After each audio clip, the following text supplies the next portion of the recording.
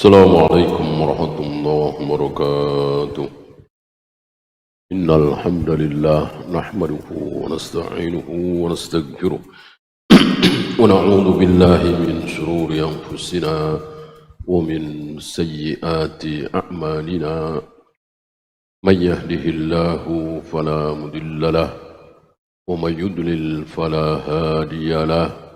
أشهد أن لا إله إلا الله وحده لا شريك له وأشهد أن محمدا عبده ورسوله وبعد. أيها الإخوة, saya sempat berpikir lama ketika disodorkan judul tadi ya, anak itu melihat dan mendengar, ini maksudnya apa? Saya menduga bahwa maksud pembikin tema ini adalah terhadap orang tua. Terhadap orang tua. Maksudnya, yang dilihat oleh si anak pertama kali tentu orang tua. Dan yang paling sering tentunya, dia bergaul dengan teman dan seterusnya, kan tidak dari bayi ya, mungkin 2 tahun, 3 tahun baru bergaul. Dengan teman mungkin 1 jam, 2 jam, balik lagi ke orang tua, dan seterusnya. Oleh karena itu, saya kepikiran untuk mengambil contoh, ya. Dan contoh itu sudah dinobatkan oleh Allah dalam Al-Quran sebagai seorang pendidik yang luar biasa. Dan beliau hidup sebelum Nabi Muhammad SAW. Sampai nama beliau menjadi nama surat. Surat apa? Surat Luqman. Insyaallah kita akan bahas bagaimana nasihat-nasihat beliau terhadap anak. Dan jangan lupa sekali lagi contoh teladan. Mungkin antum masih ingat ketika Rasulullah agak kesal ketika beliau menyuruh para sahabat untuk, dan para sahabat tidak langsung melaksanakan. Ini aneh ya, sahabat yang terkenal sami'na wa ata'na disuruh oleh Nabi tidak langsung melaksanakan. Dia apa? Suruh apa? Masih ingat? Disuruh menyembelih kurbannya dan mencukur rambutnya. Cukur rambut kalian, sembelih hewan kurban kalian. Para sahabat dia ya. Nah, Nabi agak kesel ya, sebagai manusia yang punya perasaan. Kok diem aja di situ? Lalu beliau masuk ke kemah. Ini kan bukan di rumah ya, sedang menuju Mekah, mau berhaji gitu. Beliau masuk ke kemah, ketemu dengan istri beliau. Kalau nggak salah yang dibawa Maimunah ya. Istri beliau mengatakan, ya Rasul, potonglah rambut engkau dan sembelihlah hewan kurbanmu di hadapan para sahabat. Ya, ini menunjukkan usul itu bisa bagus sekali walaupun datang dari orang yang jauh lebih rendah. Disinilah jangan mengecilkan musyawarah. Musyawarah. Jangan mentang-mentang saya S3 nih, lainnya cuma lulusan SMA, ngapain musyawarah? Keputusan di tangan saya pemimpin nih, saya dirut di sini nih. Alangkah baiknya musyawarah. Keputusan tetap di dia, keputusan tetap di pemimpin, cuma dengar begini masukan, alangkah baiknya. Para sahabat itu sepakat mengatakan bahwa manusia yang paling gemar bermusyawarah adalah Nabi Rasulullah Muhammad SAW. Padahal beliau manusia termulia di muka bumi ini, tapi gemar sekali bermusyawarah. Ini salah satunya ya. Berapa banyak ketika kita mentok sana sini, gimana nih, nggak ada jalan, di pojokan ada anak muda bahkan remaja usul, dan usulnya luar biasa. Itu seringkali karena semuanya kan dari Allah itu. Maka jangan menyombongkan kecerdasan kita, kejeniusan kita, kesenioran kita, apalagi tinggi pangkat kita. Keputusan sekali lagi tetap di dia, bukan voting. Nggak ada dalam Islam voting, belum pernah dikenal dalam Islam voting itu. Ini betul-betul batil ya, diserahkan kepada orang banyak, mana suara terbanyak. Ini betul-betul batil. Itu demokrasi yang sangat bertentangan dengan Islam. Nah, begitu mendapat usul dari istrinya ini, beliau langsung keluar menyembelih hewan kurban beliau, lalu mencukur rambut beliau tanpa babi bu. Langsung para sahabat menyembelih hewan kurbannya, memotong rambutnya. Ini keutamaan uswah, qudwah, contoh teladan, bukan cuma ngomong. Begitu dicontohkan oleh Nabi, langsung mengikuti, langsung meniru. Dan di sini antum tidak boleh suudzon terhadap para sahabat. Kok sahabat begitu? Sahabat bukannya maksiat, sahabat bukannya tidak taat, tapi sahabat tidak faham. Yang namanya tahallul, mencukur rambut, itu tentu setelah tawaf, setelah sa'i selesai baru tahallul, mencukur rambut. Ini tawaf aja belum, sa'i belum, gimana mau tawaf? Masuk ke Mekah aja dilarang, dihalang-halangi oleh Abu Sufyan waktu itu kan. Boro-boro mau tawaf, mau sa'i, masuk Mekah aja nggak bisa, dihalangi. Kenapa tahallul? Nggak faham.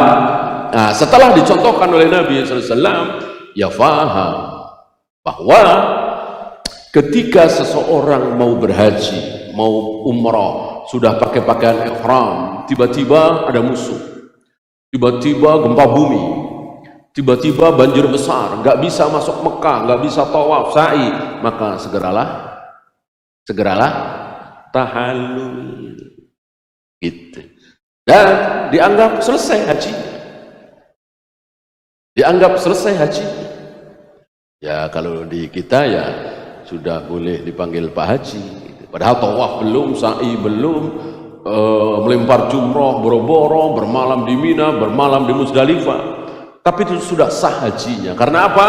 Karena ada gempa bumi, karena ada banjir, karena ada musuh, karena ada masyaqqah, karena terhalang gitu ya. Istilah kalau sholat ya salam gitu, cuman kan nggak ada di sholat. Kalau sholat salam kan udah selesai, udah sah. Cuman di dalam sholat kan tidak ada ya, faidah seperti itu kan tidak ada. Artinya kalau rukun ya harus dipenuhi. Kalau kurang 1 rakaat tambah 1 rakaat, habis itu sujud sahwi. Kurang 2 rakaat tambah 2 rakaat, habis itu sujud sahwi. Nah, adapun haji tidak. Begitu terhalang, tidak mungkin tawaf, tidak mungkin sa'i, tidak bisa masuk ke Mekah, segeralah tahallul. Tanda bahwa haji telah selesai. Ini salah satu contoh betapa hebatnya tauladan itu, betapa dahsyatnya qudwah itu, uswah itu. Nggak ngomong aja.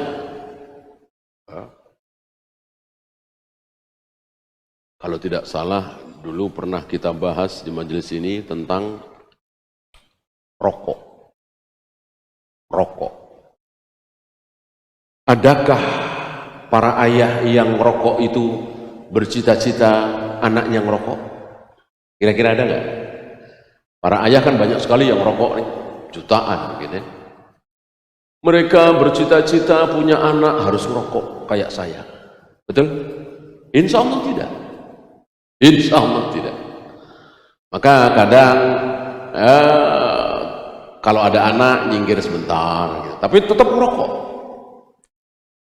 gitu ya. Kadang bahkan marah. Anaknya yang masih SD, anaknya yang masih SMP kok udah ngerokok, marah. Bapaknya ini marah, padahal bapaknya ngerokok gitu ya. Tapi pada akhirnya ketika sudah SMA, ketika sudah kuliah, apalagi sudah kerja, sudah nikah, anak-anaknya pada ngerokok apa enggak? Ngerokok rata-rata, kecuali sedikit sekali ya.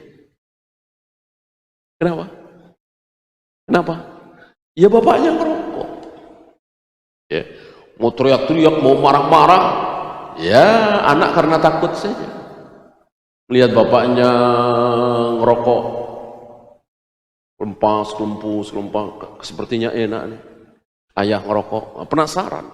Namanya bocah kan. Anak SD, anak SMP kan lagi penasarannya.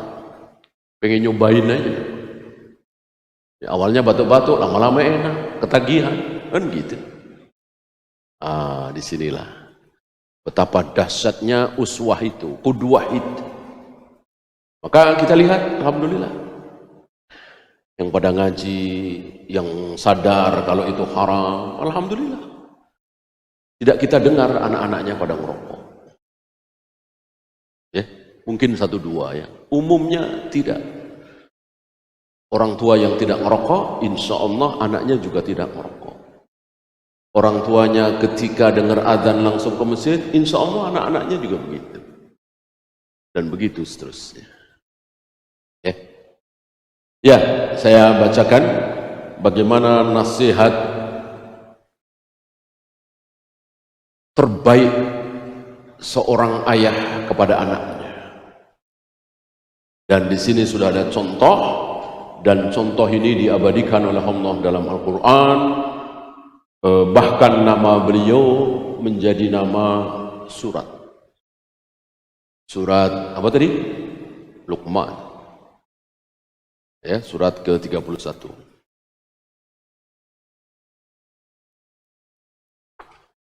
Terkenal dengan julukan Luqmanul Hakim. Hakimnya bukan nama. Jadi kalau antum punya anak, punya cucu, punya cicit, kalau mau kasih nama Luqman saja. Jangan Luqmanul Hakim. Hakimnya bukan nama. Hakim itu gelar yang luar biasa, tidak pantas disandang oleh siapapun. Oleh antum, oleh saya, oleh siapapun, oleh anak-anak kita. Maka cukup anak kita diberi nama Luqman. Jangan Luqmanul Hakim. Begitu juga Uwais.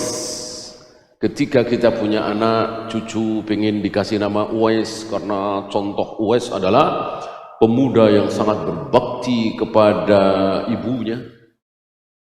Ya, bahkan tabi'in terbaik, kata Nabi alaihi salatu wassalam, walaupun belum pernah bertemu dengan beliau. Banyak dari kita yang memberikan nama anak dengan Uwais. Uwais saja, jangan diteruskan Al-Qarni. Dusta nih, bohong. Kalau anak kita diberi nama Uwais Al-Qarni, menjadi bohong, menjadi dusta. Qarni itu nama daerah, Qarn, Yaman. Ada daerah nama Qarn, maka Uwais Al-Qarni. Nah, anak kita, cucu kita, kalau kita kasih nama Uwais, Uwais saja. Jangan Uwais Al-Qarni. Sebagaimana Luqman saja, jangan Luqmanul Hakim. Gitu. Ya kalau mau seperti Al-Qarni, ya jangan Al-Qarni ya. Uwais Al-Jumbangi misalnya. Uwais Al-Bintari misalnya ya kan. Kalau Uwais Al-Qarni bohong.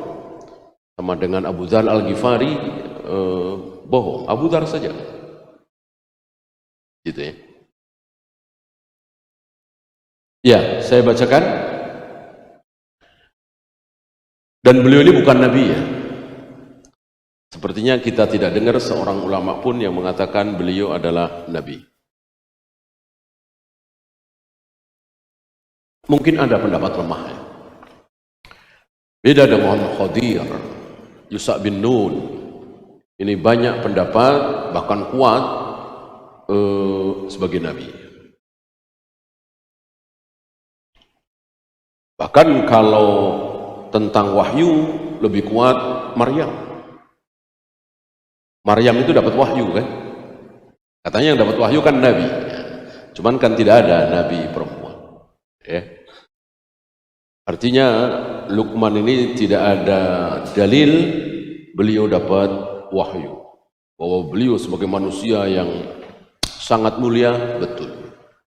Dengan nama beliau tercantum dalam Al-Quran, apalagi nama surat, sudah menunjukkan beliau adalah mulia.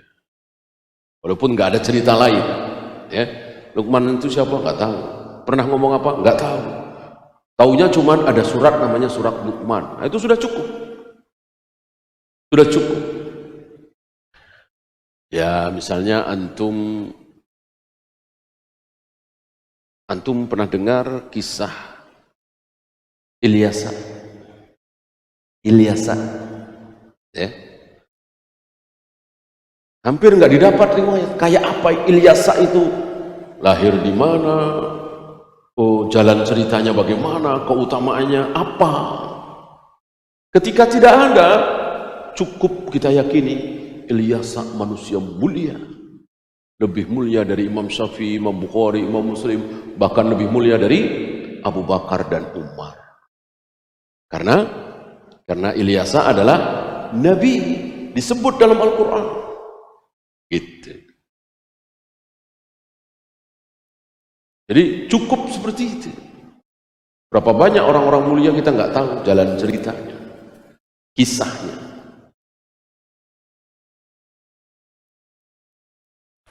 Walaqad ataina Luqman al-hikmata. Sungguh kami telah berikan kepada Luqman al-hikmah. Maka disebut Luqmanul Hakim. Yang diberi hikmah. Apa? Ilmu yang bermanfaat dan yang diamalkan. Ilmu terbesar apa? Ilmu tertinggi apa? Ilmu paling penting apa? Hah? Ilmu tertinggi? Tauhid. Tauhid. Adakah ilmu yang sepadan dengan tauhid? Tidak ada. Tidak ada. Dan seluruh ilmu percuma. Ilmu tentang sholat percuma, tentang saum, tentang zakat, tentang haji, tentang jihad, tentang muamalah percuma. Kalau dia tidak tahu ilmu tauhid, kalau tauhidnya rusak, kalau tauhidnya batal, udah percuma semua. Rajin sholat, berjamaah, tepat waktu, baca Al-Quran, bahkan hafal, dermawan. Tapi dia meyakini bahwa untuk menyembah Allah mesti lewat perantara, kuburan-kuburan keramat. Itu. Dia meyakini Allah bisa menurunkan hujan, Jibril, Mikail, Rasulullah, Syekh Abdul Qadir Jailani juga bisa menurunkan hujan. Hancur semua. Sholatnya, puasanya, zakatnya, hajinya, jihadnya hancur semua. Ketika tauhidnya rusak, salah. Disinilah Allah berikan waktu 13 tahun. 13 tahun untuk Nabi mengajarkan tauhid kepada para sahabat. Sekaligus Allah mengajarkan kepada Nabi SAW tauhid. Padahal materi tauhid itu sedikit apa banyak? Pelajaran tentang tauhid itu sedikit apa banyak? Sedikit sekali. Lihat aja kitab-kitab tauhid. Kitab tauhid, akidah tohawiyah, akidah wasitiyah, ya, tipis-tipis. Agak tebal itu kan dengan syarahnya. Syarah akidah tohawiyah, syarah akidah wasitiyah, qaulul mufid, i'anatul mustafid, itu kan syarahnya agak tebal. Itu pun cuma 1 jilid kan, ada 2 jilid ya. Matanya tipis-tipis. Berarti yang diajarkan Nabi kepada para sahabat tentang tauhid itu sedikit, materinya sedikit, tapi 13 tahun. Berarti gak mungkin gak ada apa-apanya. Ini pasti ada apa-apanya. Ada sesuatu bahwa tauhid itu bukan cuma hafalan. Allah bersemayam di atas arsy, titik. Allah turun ke langit dunia setiap sepertiga malam, titik. Allah menghadapkan wajahnya ke wajah orang yang sedang sholat, titik. Allah membolak-balikkan hati manusia dengan 2 jarinya, titik. Allah akan menggulung langit dengan tangan kanannya, titik. Cuman itu? Tidak. Ya kalau itu nggak 13 tahun. Ya. Materinya sedikit sekali. Nah, ada sesuatu. Ada sesuatu. Di dalam nama-nama Allah itu tauhid. Ya. Maka ada fikih Asmaul Husna. Bagaimana memahami, mempelajari tentang Asmaul Husna.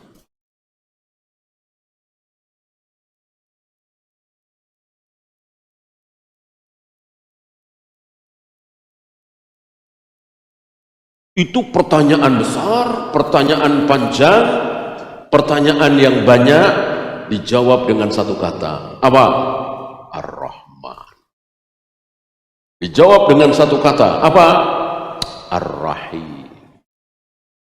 Dijawab dengan 1 kata. Al-Quddus. Dijawab dengan 1 kata. Al-Bar.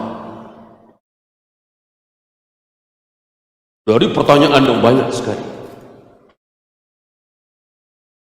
Kenapa orang-orang Amerika, orang-orang Jepang, orang-orang Eropa yang nggak pada ruku, nggak pada sujud, nggak pernah mandi junub, Allah berikan kekayaan yang luar biasa. Allah berikan kekuatan. Sementara kaum muslimin kebanyakan pada miskin, terjajah, apalagi sekarang luar biasa. Ujian saudara-saudara kita di Palestina, di Gaza, hancur-hancuran. Kenapa? Kok begitu? Pertanyaan berat ini terjawab dengan 1 nama Allah. Karena Allah mempunyai nama Ar-Rahman. Kalau antum faham apa itu Ar-Rahman, antum bisa menjawab pertanyaan besar tadi. Ya. Allah mempunyai zat, zat Allah memiliki sifat, dan sifat itu terwujud di kehidupan kita sehari-hari. Maka Syekh Abdul Razak mengatakan gunung, matahari, bulan, bintang, laut itu merupakan surat. Itu merupakan surat.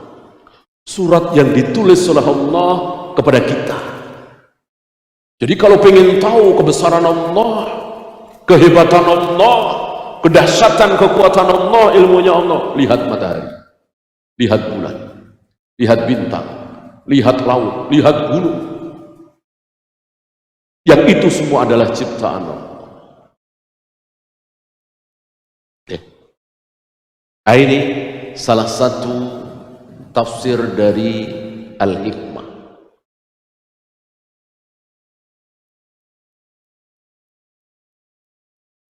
Anishkur lillah. Ada perintah dari Allah kepada beliau, bersyukurlah kepada Allah. Bersyukurlah kepada Allah.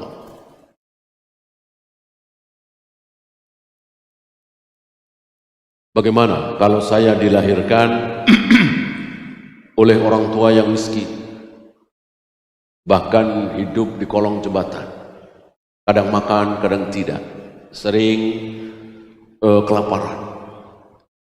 Apa tetap harus bersyukur? Tetap.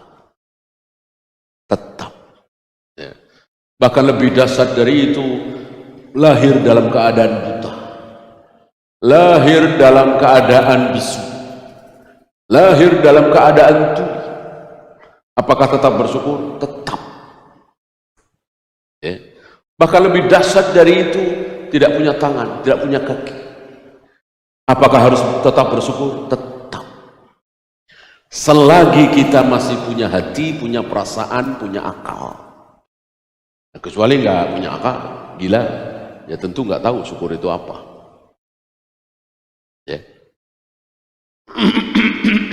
Selagi kita sadar bahwa kita ciptaan Allah, seburuk apapun, kita wajib bersyukur. Dengan hati, dengan lisan, dengan perbuatan. Banyak dari kita sekedar diucapkan. Ucapannya bagus, alhamdulillah. Alhamdulillah. Dagangan saya laris, bisnis saya sukses. Alhamdulillah. Berhenti di situ. Enggak jauh dari rumahnya ada pembangunan masjid terbengkelai sudah hampir 7 tahun, dia enggak tergerak. Padahal uangnya banyak.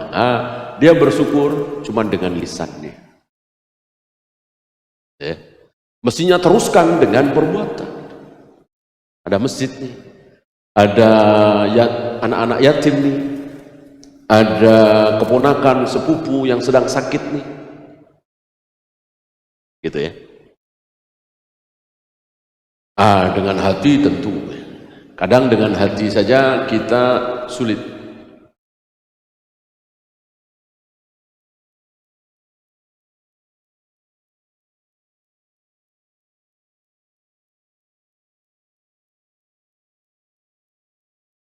Wa may yashkur fa innama yashkuru li nafsi. Barang siapa yang bersyukur, ini syarat ya. Ada syarat mestinya ada syarat mestinya ada. Kalau ada fiil pasti ada fa'il, ada mubtada pasti ada khabar, ada na'at pasti ada man'ut. Ada syarat mestinya ada jawab. Jawabnya mana? Yashkuru. Kenapa enggak yashkur? Jawab kan syarat dan jawab dua-duanya harus majzum. Kan begitu? Wa may yashkur yashkur li nafsihi. Mestinya kan begitu, ya. Kenapa tidak yashkur? Kok yashkuru? Tidak majzum, tetap marfu?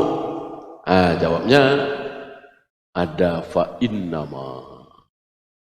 Jadi fa'innama ini sudah menjawab bahwa ini jawab. Ya. Barang siapa yang bersyukur, sebetulnya dia bersyukur untuk dirinya sendiri. Allah tidak butuh dengan syukur kita. Kita puji-puji Allah, kita sanjung-sanjung Allah nggak butuh. Allah senang ya, tapi Allah nggak butuh. Kalau Allah senang jelas, tidak ada yang menyukai pujian melebihi aku. Tidak ada yang menyukai pujian melebihi aku. Zat yang paling suka dipuji adalah Allah.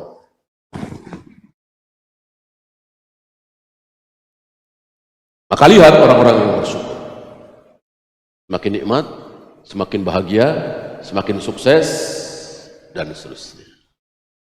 Beda dengan orang-orang yang tidak bersyukur. Semakin merugi, semakin bangkrut, semakin miskin. Ya, orang yang mendapatkan harta mestinya buat sedekah, bangun masjid, malah buat judi. Malah buat maksiat.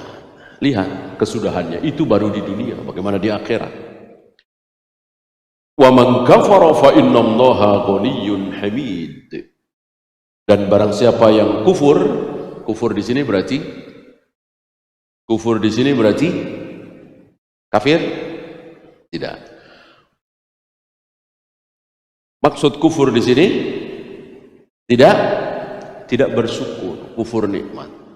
Karena orang yang tidak bersyukur disebut kufur. Sama dengan orang yang tidak beriman juga namanya kufur. Jadi kufur ada dua. Kufur betul-betul mengingkari Allah, malaikat, kitab, hari kiamat dan seterusnya. Ada satu lagi kufur nikmat. Wa idh qala Luqmanu li ibnihi, dan ingatlah ketika Luqman menasihati anaknya. Ini saya, antum dan siapapun wajib perhatian mengikuti Luqman. Buat apa Luqman menasihati anaknya dibawa-bawa di dalam Al-Quran? Kalau sekedar untuk kita baca, tentu ada pelajaran besar dari nasihat Luqman kepada anaknya. Kita contoh, kita tiru. Seperti apa coba nasihat Luqman kepada anaknya?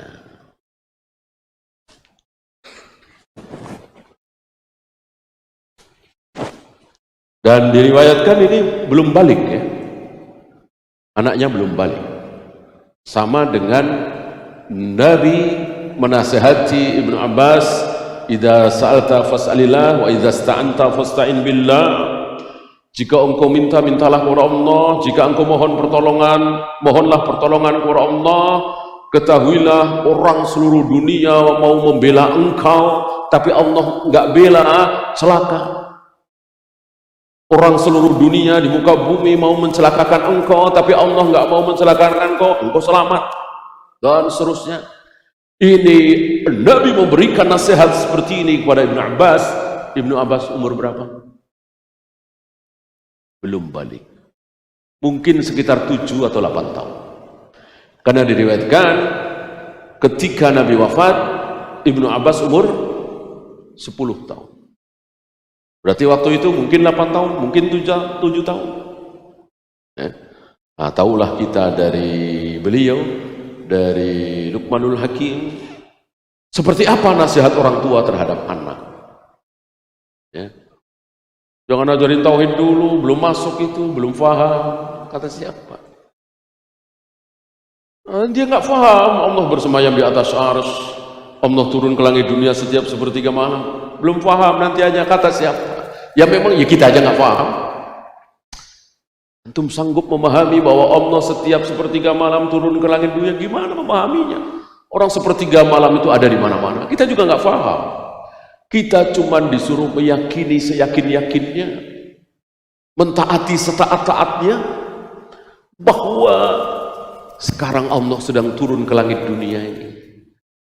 Karena subuh kurang setengah jam lagi, kurang 1 jam lagi, kurang 1,5 jam lagi, kurang 2 jam lagi. Ini sepertiga malam yang akhir, di mana Allah turun ke langit dunia. Di saat-saat seperti ini, mumpung Allah turun, ya Allah sembuhkan anak saya. Ya Allah, lunasi hutang-hutang saya. Ya Allah, kabulkan doa saya. Kan nggak paham kita. Apalagi anak kita. Memang tentang tauhid tidak harus paham sefaham-fahamnya. Yang penting kita taat, percaya, siqah bahwa Allah betul-betul bersemayam di atas arsy. Allah betul-betul menghadapkan wajahnya ke wajah orang yang sedang sholat. Allah betul-betul membolak-balikkan hati manusia dengan 2 jarinya dan seterusnya. Paham dari mana? Ya. Mari kita lihat nasihat Luqman kepada anaknya. Ya bunayya la tusyrik billah. ternyata sama dengan nasihat Nabi kita Muhammad SAW, Nabi Ibrahim dan seterusnya, karena semua bersumber dari satu sumber. Tidak mungkin satu sumber mengajarkan hal yang berbeda, kan? Ternyata sama. Hal yang ditekankan, dinasihatkan kepada anak yang belum balik itu, la tusyrik billah, jangan sekali-kali engkau menyekutukan Allah. Rupanya ini yang tidak disadari oleh bagian saudara kita. Anak kecil mah ajarin wudu dulu, ajarin sholat, tentu tidak salah ngajarin sholat ya, ajarin baca Al-Quran, tajwid, tauhid, nah nantilah udah SMA, kuliah baru paham tauhid. Ini keliru besar. Ini keliru besar. Ibnu Abbas 7 tahun, 8 tahun. Ini anaknya Luqmanul Hakim mungkin umur segitu. Ditanamkan jangan sekali-kali menyekutukan Allah. Menyekutukan Allah itu bagaimana? Ya terangkan. Ketika meyakini bahwa benda-benda tertentu bisa mendatangkan kekuatan tanpa asbab. Kalau dengan asbab enggak syirik. Pedang ini berbahaya, ini tajam sekali. Pistol ini berbahaya, ada pelurunya.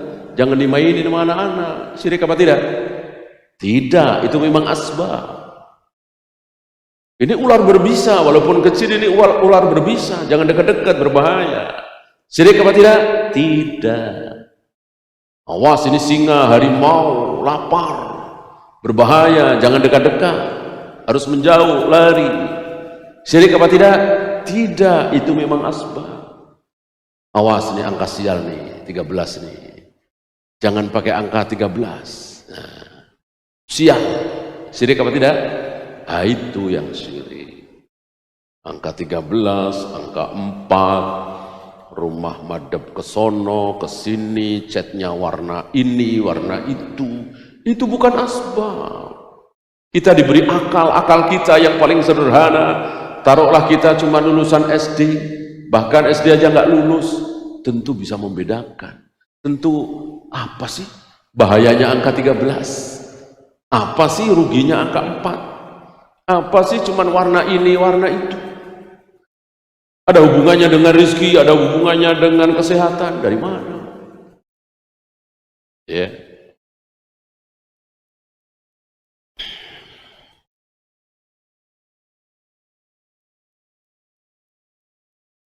Itu yang rububiyah. Ada syirik lagi uluhiyah, ada syirik lagi asma wa sifat. Tentu harus belajar. Tentu harus belajar. Ya, barangkali di situ ya, sampai akhirnya memakan waktu 13 tahun. Mana betul-betul mengguncang. Mungkin antum pernah dengar kisah tentang murid-muridnya Syekh Muhammad bin Abdul Wahab. Kita tahu beliau kan konsen sekali terhadap tauhid. Ya maklum, di zaman beliau di Saudi itu kesyirikan luar biasa.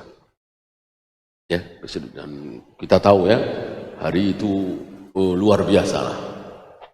Sampai ada kisah ketika seorang wanita sudah cukup umur, taruhlah 27 tahun, 30 tahun belum nikah, itu datang kemana? Datang kemana? Datang ke kurma jantan. Disitulah minta suami. Ini pemandangan yang umum hari itu. Sebelum tampilnya dakwah Syekh Muhammad bin Abdul Wahab.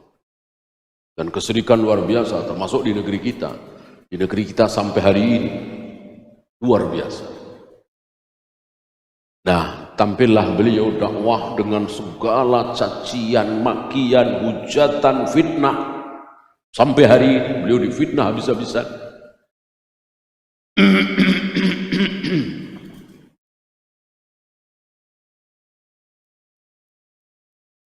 Muridnya ini agak jenuh, bosan. Tiap hari pelajaran tauhid lagi, tauhid lagi. Udah materinya itu saja, tauhid kan materinya itu aja. Tauhid lagi, bosan. Maka entah udah berapa tahun ya, maka murid-muridnya mengatakan, ya Syekh, alangkah baiknya sekali waktu kita belajar tentang fikih, tentang munakahah, tentang muamalah, tentang jihad gitu. Kata Syekhnya, ya boleh, kalau kalian mau, insya Allah kita besok mulai pelajaran fikih, tidak tauhid lagi. Itu besoknya dimulai pelajaran. Sebelum kita mulai pelajaran fikih, saya akan bercerita. Ada seorang anak, ada seseorang, anak muda ya, dia menyembelih setelah membaca bismillah, dia membaca nama selain Allah. Pakai bismillah juga, tapi dengan nama selain Allah. Menurut antum syirik apa tidak? Ya, bismillah dengan nama Jibril, dengan nama Rasulullah. Ada bismillahnya juga. Syirik apa tidak? Syirik. Syirik kan bersekutu. Ya. Yang tidak syirik adalah bismillah. Ini ada bismillah dengan nama Allah, dengan nama Rasulullah, dengan nama Jibril, dengan nama Syekh Abdul Qadir Jailani, sembelih. Syirik? Syirik. Sahkah sembelihannya? Tidak sah. Nah, beliau bercerita, ada seorang anak muda yang menyembelih ayam atau kambing dengan ucapan seperti itu. Bagaimana menurut kalian? Syirik ya, Syekh? Enggak boleh, dosa. Betul jawabannya, betul, nggak salah. Tapi tanpa perasaan, tanpa roh, tanpa emosi, gitu. Lalu beliau bercerita lagi, ada seorang anak yang membantai ayah ibunya. Ayah ibunya dibantai, dibunuh. Bagaimana menurut kalian? Dosa, haram, neraka, dengan emosi, dengan ruh. Syekh mengatakan, ternyata kalian belum lulus. Mana yang lebih besar dosanya? Membantai ayah ibunya apa menyembelih dengan nama selain Allah? Membantai ayah ibunya dosa besar sekali, tapi syirik apa tidak? Syirik apa belum? Belum. Masih ada harapan surga? Masih. Tapi menyembelih dengan nama selain Allah, syirik, tidak ada harapan masuk surga. Kecuali dia bertaubat sebelum mati. Adapun membunuh, berzina, minum khamar, berjudi, belum mati, belum taubat, bahkan sedang minum khamr mati, mungkinkah diampuni? Ada kemungkinan diampuni? Ada. Kata siapa? Kata Allah, wa yaghfiru ma duna dzalika liman yasha. Allah akan mengampuni dosa apapun selain syirik. Ada kemungkinan.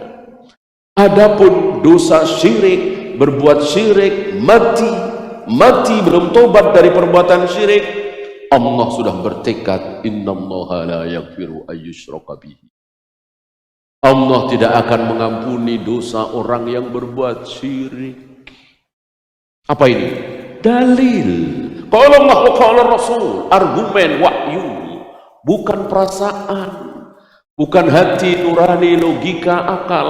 Kalau nurani, logika, akal, ya lebih jahat yang membantai ayah ibunya lah, daripada cuman dengan nama Syekh Abdul Qadir Jailani, dengan nama Nyiroro Kidul, ala begitu doang.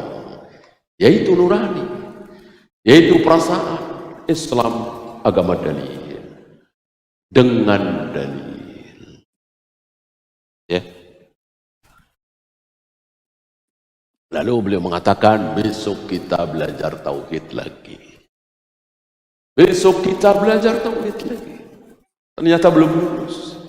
Nah, tauhid bukan hanya di hafalan. Kalau hafalannya lulus, harus dengan perasaan. Ya, kalau hari ini antum melihat ada orang yang minta-minta di kuburan, ya, senyum-senyum aja. Antum melihat orang yang berzina, minum khamr, berjudi, antum emosi. Belum lulus berarti. Lebih emosi mestinya dengan orang yang minta-minta di kuburan. Karena berzina, minum khamr, berjudi masih ada harapan ampun. Minta-minta di kuburan, kekal di neraka selama-lamanya.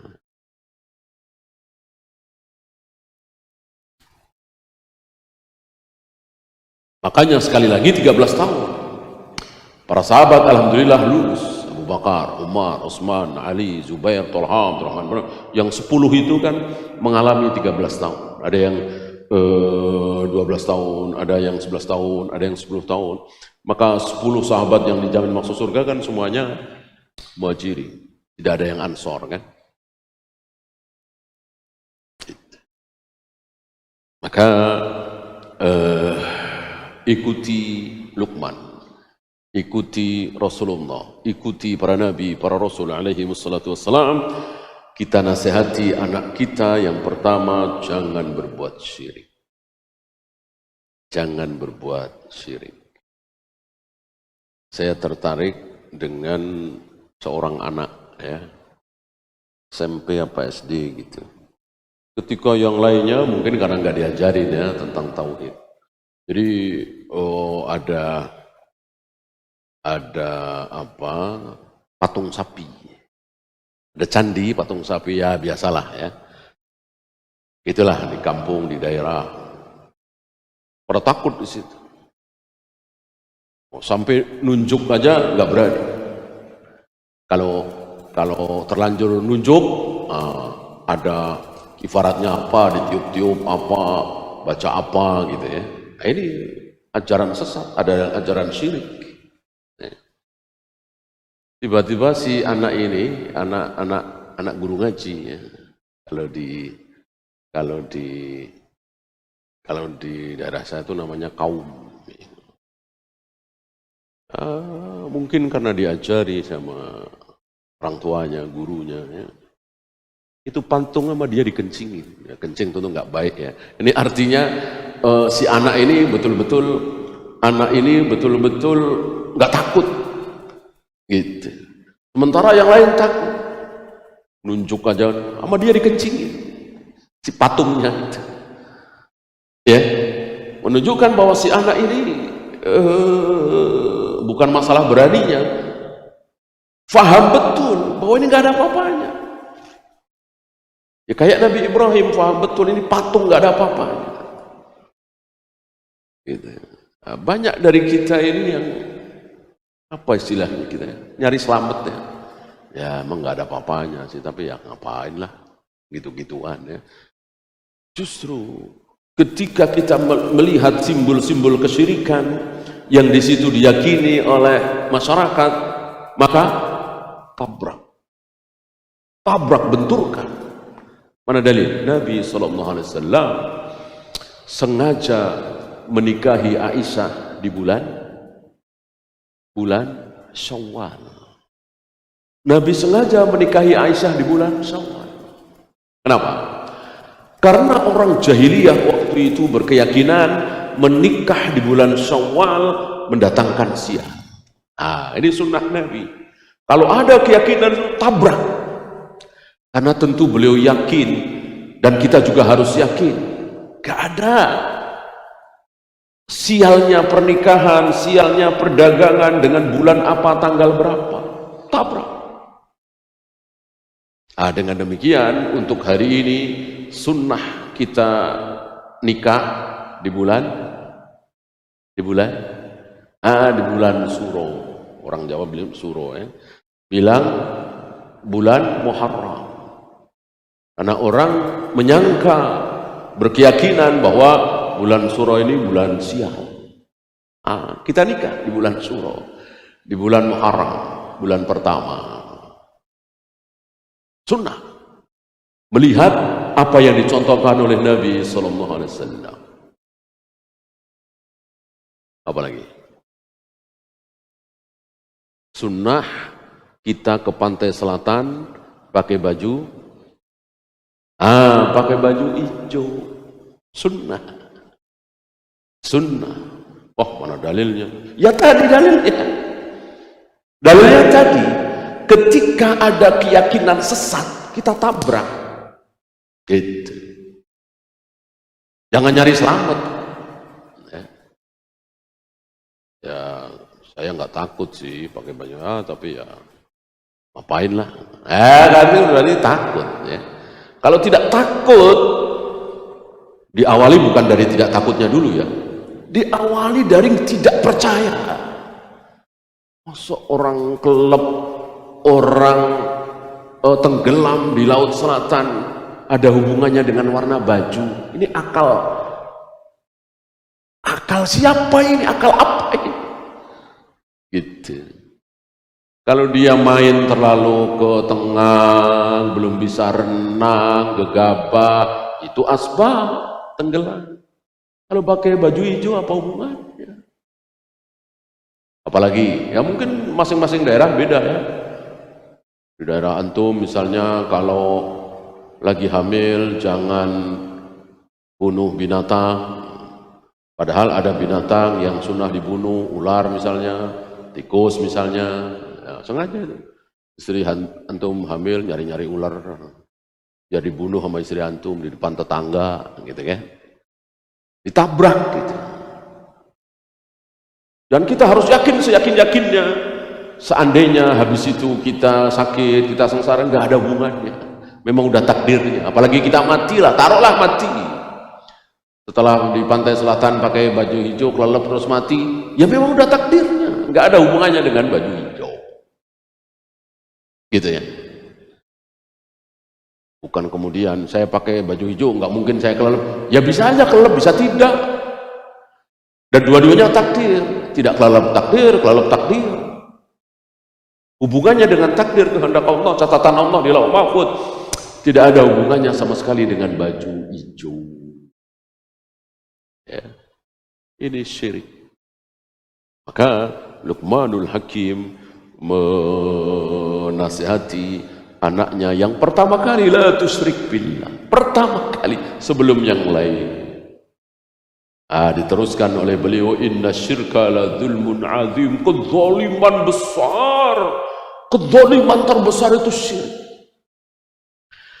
Oleh karena itu ketika turun ayat iman yang tidak tercampur dengan kezaliman, janjinya adalah surga. Para sahabat berat, mana ada di antara kita yang tidak zalim? Mana ada di antara kita yang tidak dosa? Mana ada ya Rasul? Rasul merujuk ke ucapan Luqman ini. Ya. Bukan zalim itu yang dimaksud oleh Allah. Kalau zalim itu mah nggak ada manusia yang nggak zalim. Zalim terhadap diri kita sendiri, menzalimi istri, istri menzalimi suami, abang menzalimi adik, adik menzalimi abang, dan seterusnya. Pastilah, namanya manusia, nggak ada yang sempurna kan? Kok nggak akan masuk surga kalau zalim? Berat bagi para sahabat. Nabi mengatakan maksud zalim itu ini, inna syirka la dzulmun azim, kezaliman besar itu syirik. Artinya tidak berbuat syirik, walaupun mungkin pernah menzalimi anak, pernah menzalimi adik, pernah menzalimi bawahan, pernah menzalimi diri sendiri, masih ada harapan masuk surga. Yang tidak ada harapan masuk surga, kezaliman terbesar apa? Syirik. Dan pembahasan tentang ini tentu panjang sekali ya, karena ada rububiyahnya, ada uluhiyahnya, ada asma wa sifatnya, gitu. Dan kalau kita ikuti penjelasan para ulama belakangan, taruhlah seperti Syekh Utsaimin atau Syekh Albani atau Syekh bin Baz atau Syekh Masyhur Hasan Salman, Syekh Ali Hasan, Musa Nasr dan seterusnya, terkesan rumit. Ada taktil, ada tafwid, ada tasbih, ada tafwid, ada tamtsil, dan masing-masing punya pengertian sendiri-sendiri. Sepertinya rumit, padahal tidak sama sekali. Tidak sama sekali. Justru pembahasan itu muncul karena apa? Kalau antum tahu, ada pembahasan ketika mengimani sifat-sifat Allah. Jangan ada tasbih, jangan ada ta'til, jangan ada tafwid, jangan ada tamtsil. Penjelasan ini muncul karena apa? Karena ada Mu'tazilah, karena ada Jahmiyah, karena ada Asy'ariyah, Maturidiyah, Rafidhah. Seandainya itu semua nggak ada, maka seperti Nabi, ya, Ar-Rahmanu 'alal arsy istawa. Ya, Rasul dan para sahabat diam mendengar Allah mengatakan Ar-Rahmanu 'alal arsy istawa, bahwa Allah betul-betul bersemayam di atas arsy. Gak ada penjelasan seperti tadi. Ma mana'aka antas juda lima khalaqtu biyadayya. Aku telah menciptakan Adam dengan kedua tanganku. Diam semua. Mendengar ayat ini Rasul dan para sahabat diam, bahwa Allah betul-betul menciptakan Adam dengan kedua tangannya. Otomatis Allah memiliki tangan dua, dipakai oleh Allah menciptakan Adam. Diam. Wassamawatu matwiyatun biyamini, bahwa langit-langit itu, 7 langit itu akan aku gulung dengan tangan kananku. Diam semua. Nah, kita juga diam. Mu'tazilah ngomong, Asy'ariyah ngomong, Maturidiyah ngomong, maksud bersemayam itu anu. Yang dimaksud tangan Allah itu anu. Allah turun ke langit dunia, yang turun bukan Allahnya tapi rahmatnya. Maksud jari Allah anu, maksud di sini. Maka dengan terpaksa Syekh Albani, Syekh bin Baz, Syekh Utsaimin, para ulama ahlu sunnah tampil untuk melawan itu, kesesatan itu. Coba mereka diem, kita semua diem, enak. Jadi Allah betul-betul bersemayam di atas arsy. Allah betul-betul menghadapkan wajahnya ke wajah orang yang sedang sholat. Allah betul-betul membolak-balikkan hati manusia dengan 2 jarinya. Allah betul-betul selesai.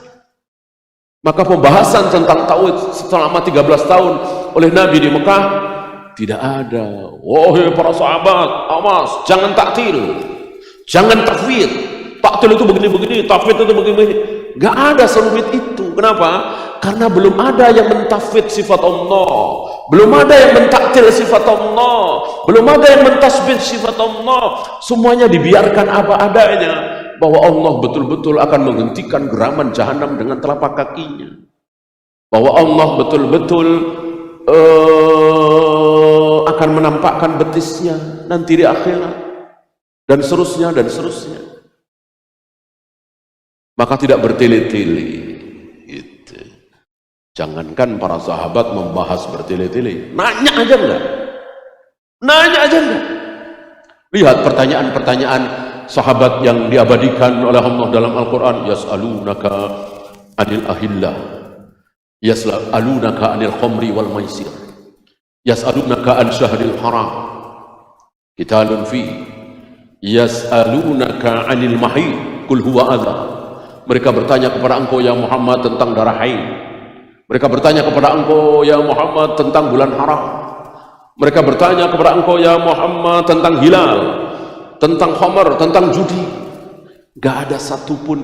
Mereka bertanya kepada engkau ya Muhammad tentang wajah Allah, tentang bersemayamnya Allah, tentang turunnya Allah ke langit dunia. Gak ada.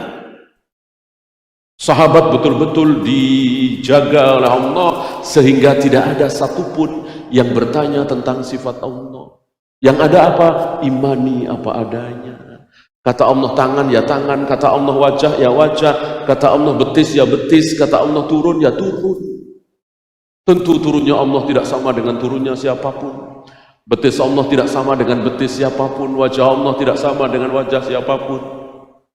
Laisa kamitslihi syai' wa lam yakul lahu kufuwan ahad. Tidak ada satupun yang mirip-mirip dengan Allah, apalagi sama.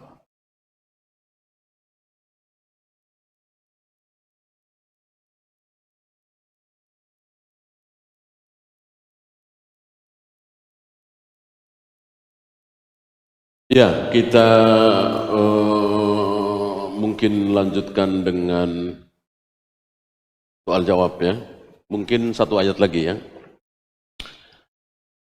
Wa wassaynal insana biwalidayhi hamalathu ummuhu wahdan ala wahdin. Rupanya nasihat beliau kepada putranya setelah tauhid adalah birrul walidain. Urutannya ya. Hak terbesar kan hak Allah. Nomor 2, orang tua. Oh, bukannya Rasulullah? Enggak, bukannya hak terbesar hak Allah, nomor 2 Rasulullah, baru orang tua. Enggak. Hak terbesar adalah hak Allah dan Rasulnya. Jadi Allah dan Rasulnya dihitung satu. Enggak bisa dipisah-pisahkan antara Allah dan Rasulnya. Karena ketika kita taat kepada Nabi, otomatis taat kepada Allah. Kita bermaksiat kepada Nabi, otomatis bermaksiat kepada Allah. Kita beriman kepada Nabi, otomatis beriman kepada Allah. Jadi antara Allah dan Rasulnya tidak ada nomor 1, nomor 2. Ya. Nomor 1 Al-Quran, nomor 2 Sunnah, betul? Salah. Al-Quran dan Sunnah sama. Sama-sama dari Allah. Memang Rasulullah bersabda itu ngarang.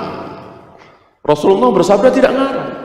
Rasulullah bersabda itu semuanya dari Allah. Wa ma yantiqu anil hawa in huwa illa wahyu yuha. Allah yang menjamin bahwa Muhammad berbicara semuanya wahyu. Tidak ada yang berdasarkan keinginan pribadi. In huwa illa wahyu yuha. Maka sekali lagi kita ganti, kita koreksi, kita salahkan kalau ada orang mengatakan nomor 1 Al-Quran, nomor 2 hadis. Keliru. Al-Quran dan hadis itu satu. Atau begini,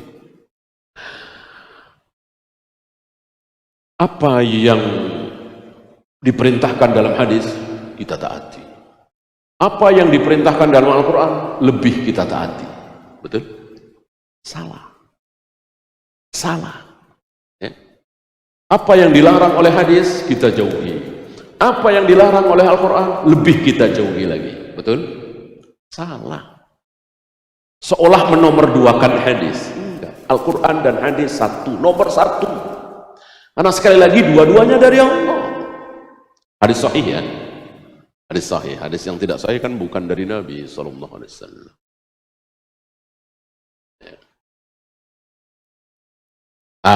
Yang ayat berikutnya, wa wassaynal insana biwalidayhi hamalathu ummuhu wahnan ala wahdin wa fisaluhu fi 'amaini an ishkur li wa liwalidayka ilayyal masir. Ayat ini mengingatkan kepada kita betapa kita telah menyusahkan seorang manusia. Dengan adanya kita, dia menjadi susah, capek, lelah, pusing, nyidam, sakit, gara-gara ada kita. Siapa dia? Ibu kita, orang tua kita. Ya. Maka beruntunglah bagi antum barangkali yang masih punya ibu, yang masih punya ayah. Jangan sia-siakan. Kita yang udah nggak punya orang tua nangis, menyesal, merasa kurang. Walaupun kita telah merawat orang tua kita yang sudah jumpu, nggak bisa ngapa-ngapain selama 10 tahun, taruhlah ya. Kita suapin, kita mandiin, kita cebokin, masih kurang.